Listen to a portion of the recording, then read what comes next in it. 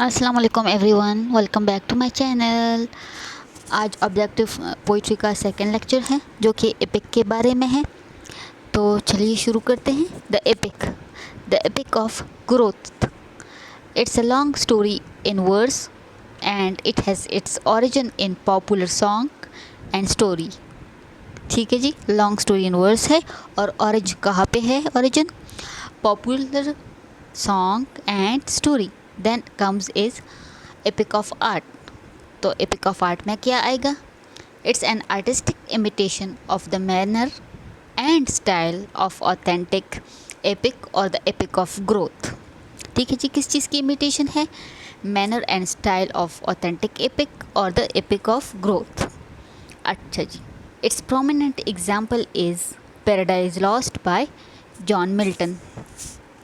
ठीक है जी, paradise lost क्या है? प्रोमिनेंट एग्जाम्पल है जो किसने लिखी थी? इंग्लिश पोइट जॉन मिल्टन ने। अच्छा जी, सेकंड पॉइंट है Hudson distinguishes between two different kinds of epic. कौन सी two different kinds of epic में ये डिस्टिंग्विश करता है Hudson? Of growth and of art. अच्छा जी, फिर क्या है? It's a long narrative poem divided into 12 books. ये जो एपिक है ये लॉन्ग नैरेटिव पोइम होता है और ये 12 बुक्स पे मुश्तमिल होता है।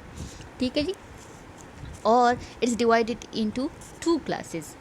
कितने क्लासेस में ये डिवाइड होता है? क्लासिक एंड रोमांटिक क्लासेस में। अच्छा जी, supernatural plays an important role in epic.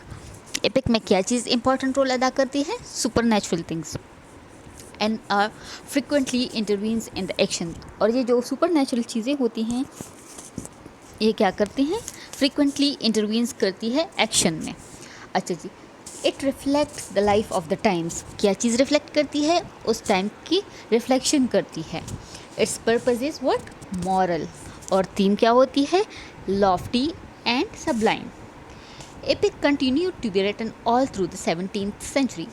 Epic जो था वो 17th सेंचुरी में थ्रू आउट लिखा गया। फिर रोमैंटिक एरा में जो एपिक था वो क्या है? वो नोटेबल पोइट्स जो थे जो रोमैंटिक एरा में एपिक्स लिखते थे वो क्या कौन थे? William Wordsworth, Keats and Byron. English epic in Victorian era. Victorian era में इंग्लिश एपिक कैसा था? During this age Tennyson attempted the fusion of classical epic and romance in the Idylls of the King. ठीक है जी, the Idylls of the King में किस चीज़ का फ्यूजन ले आया वो? Tennyson, classical epic and romance. अच्छा जी, Matthew Arnold's Rustum and Sohrab based on Firdausi Shahnameh is an epic fragment describing with all the richness of Homeric similes। अच्छा जी, मैथ्यू आर्नल्ड ने जो लिखा है ना रुस्तम एंड सोहराब, वो किस चीज़ के पे बेस है? फिरदौसी के शाहनामा पे। और इसमें किस चीज़ के फ्रेगमेंट्स हमें मिलते हैं? रिचनेस ऑफ होमेरिक सिमिली, मतलब होमेरिक सिमिली उसमें अबंडेंटली है। अच्छा जी, लास्ट पे है हमारे पास मॉडर्न एपिक। लेके अब देख ले क्या कहते हैं? Seems that modern age is not suited for epic poetry. जो मॉडर्न जो एज है वो किस चीज़ के लिए सूट नहीं करती? एपिक पोइट्री के लिए।